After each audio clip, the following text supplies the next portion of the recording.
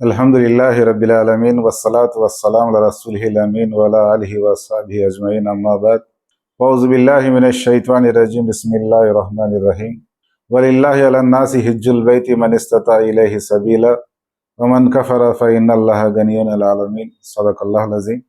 సర్వలోక నియామకుడు, సర్వోన్నతుడు, సర్వ సృష్టికర్త అయిన దైవానికే సమస్త స్తోత్రం తెలియజేసుకుంటూ, సోదర మహాశరా, ఆధ్యాత్మిక ప్రియులారా, ఈ హజ్ ఆరాధన ఏదైతే ఉందో జిల్హజ్జా మాసము 9వ తేదీన మైదాని అరఫాత్లో సూర్యుడు ఉదయించినప్పటి నుంచి సూర్యుడు అస్తమించే వరకు అక్కడ ఎవరైతే హాజరవుతారో ఆ ఒక్కరోజు మాత్రమే సంవత్సరంలో ఒకసారి హజ్జు జరుగుతుంది.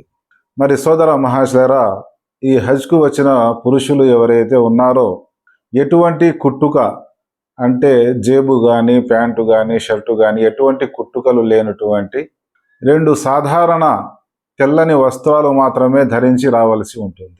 ఎవరు కూడా పట్టు వస్త్రాలు కానీ, సుగంధ ద్రవ్యాలు కానీ, సూటు బూటు ధరించి అక్కడ వచ్చేదానికి అవకాశం లేదు. ఎందుకంటే అక్కడ ధనిక పేద, చిన్న పెద్ద, ఉత్తముడు అధముడు అనేది లేదు కాబట్టి మరి ఈ తెల్లని వస్త్రాలు మాత్రమే ఎందుకు ధరించవలసి ఉంటుంది?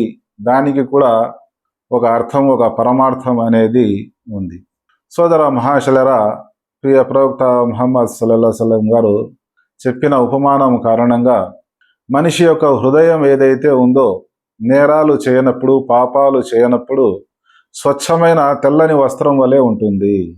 ఎప్పుడైతే ఆ వ్యక్తి పాపాలు చేస్తాడో, నేరాలు చేస్తాడో నల్లని మచ్చలు ఏర్పడుతూ వస్తాయి. పాపాలు అధికమైనప్పుడు ఆ తెల్లని హృదయము నల్లగా మారిపోతుంది అని చెప్పడం జరిగింది. మరి సోదర మహాశలరా, ఈ తెల్లని వస్త్రాలు అక్కడికి వేసుకొని వచ్చిన వారు ఎవరైతే ఉన్నారో అక్కడ తలపై టోపీ కూడా పెట్టుకునేదానికి అవకాశము లేదు. అదేవిధంగా మన హృదయము స్వచ్ఛంగా తెల్లగా ఉండాలి అంటే మనము తెల్లని వస్త్రాలు ధరించాలి.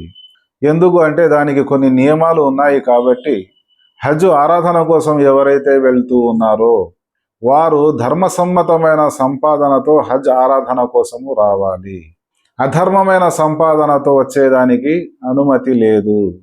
ఎందుకంటే కారుణ్య ప్రభు అయిన దైవము పరిశుద్ధుడు కాబట్టి పవిత్ర సంపాదన ఏదైతే ఉందో, ధర్మసమ్మతమైన ధర్మ సంపాదన ఏదైతే ఉందో ఆ ధనము ద్వారా చేసిన ఆరాధననే, దాన ధర్మాలనే ఆయన అంగీకరిస్తాడు. అందుకోసము ఆ తెల్లని వస్త్రాలపైన ఎటువంటి మలినము లేకుండా బాహ్య రూపంగానే కాదు, అంతర్గతంగా తన హృదయాన్ని స్వచ్ఛంగా నిర్మలంగా పెట్టుకొని ఎవరి పట్ల అసూయ ద్వేషాలు లేకుండా, ఎవరిని దొంగలించి కానీ, మోసం చేసి, అబద్ధం చెప్పి, హత్యలు చేసి, అక్రమ మార్గాల ద్వారా సంపాదించిన ధనముతో కాకుండా సక్రమమైన మార్గంలో సంపాదించిన ధనము ద్వారా అతను ఈ హజ్ ఆరాధన, హజ్ ప్రయాణం అనేది, ఆ ఖర్చులు అనేటి భరించవలసి ఉంటుంది. అదేవిధంగా ప్రవక్త గారి యొక్క సాంప్రదాయం ప్రకారము పురుషులు చనిపోయినప్పుడు ఆ కఫన్ వస్త్రం ఏదైతే ఉందో, ఆ శవానికి చుట్టే వస్త్రం ఏదైతే ఉందో ఆ వస్త్రాలు తెల్లగా ఉంటాయి. ధనికునికి ఒక రంగు, పచ్చని రంగు, పసుపు రంగు, ఇంకా వేరే రంగులు గల వస్త్రాలు ఆ విధంగా లేదు. ధనికుడైనా పేదవాడైనా ఏ ప్రాంతానికి చెందిన వాడైనా కానీ ఒకే విధమైన విశ్వాసము కాబట్టి, ఒకే ధర్మము కాబట్టి, ఒకే దైవానికి చెందిన దాసులు కాబట్టి, వారందరి నినాదము కూడా ఒక్కటే కాబట్టి, ఓ దైవమా హాజరయ్యాను, నేను హాజరయ్యాను, లబ్బైక్ అల్లాహుమ్మ లబ్బైక్, లబ్బైక్ లా షరీక లక లబ్బైక్, ఇన్నల్ హమ్ద వన్యామత లక వల్ ముల్క్ లా షరీక లక్. దైవమా, దైవమా, నేను హాజరయ్యాను, నీకు సాటి సమానులు ఎవరు లేరు, ఈ రాజ్యం ఏదైతే ఉందో నీదే, ఈ వరాలు ఏవైతే ఉన్నాయో నీవు అనుగ్రహించినట్టే. ఓ దైవమా, నేను హాజరయ్యాను, హాజరయ్యాను. ఎటువంటి అక్రమ మార్గాల ద్వారా సంపాదించిన ధనము కాకుండా నాకు వీలైనంత వరకు సక్రమమైన మార్గంలో నా జీవితాన్ని గడిపి నీ వద్దకు నేను హాజరయ్యాను. అదేవిధంగా విశ్వకారుణ్యమూర్తి జగత్ప్రవక్త ముహమ్మద్ సల్లల్లాహు అలైహి వసల్లం గారు ఒక హదీసులో తీర్పు దినము అనేది ప్రళయ దినము నాడు, ఆ తీర్పు దినము మైదాని అరఫాత్లో జరుగుతుంది అని విశ్వకారుణ్యమూర్తి జగత్ప్రవక్త సల్లల్లాహు అలైహి వసల్లం గారు తెలియడం జరిగింది.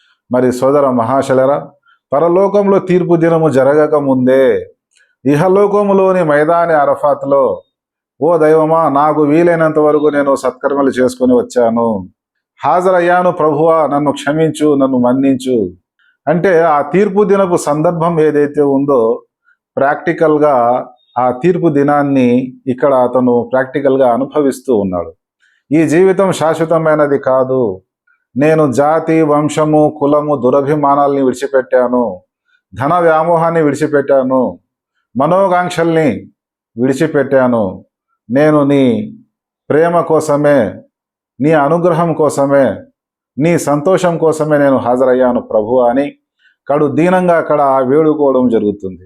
కోట్లకు పడగలెత్తిన ధనవంతుడైనప్పటికీ, నల్లవాడైనప్పటికీ, తెల్లవాడైనప్పటికీ అందరూ అతని దేవుని యొక్క దర్బారులో కడు దీనంగా అక్కడ దైవాన్ని వేడుకోవడం జరుగుతుంది.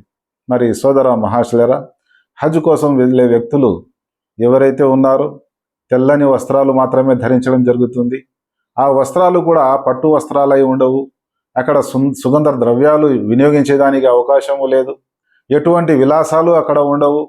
కనీసము తలపైన ఆచ్ఛాదన ధరించేదానికి కూడా అక్కడ అనుమతి ఉండదు. పేద, ధనిక, తెలుపు, నలుపు, అరబ్బేతరుడు అనే తేడా లేకుండా అందరము సమానమే అనొక వసుధైక కుటుంబం యొక్క భావన అక్కడ అమలు పరచడం జరుగుతుంది. మరి ఈ తెల్ల వస్త్రాలు ధరించేదానికి ఇంకా చాలా ఉద్దేశాలు ఉన్నాయి. అన్ని విషయాలు ఒకే సందర్భంలో మనము చెప్పలేము కాబట్టి ఏవైతే విషయాలు చెప్పామో, విన్నామో అర్థం చేసుకుని ఆచరించే సద్బుద్ధి కలగాలని దేవాన్ని వేడుకుంటున్నాను. అస్సలాము అలైకుం వరహమతుల్లాహి వబరకాతుహు.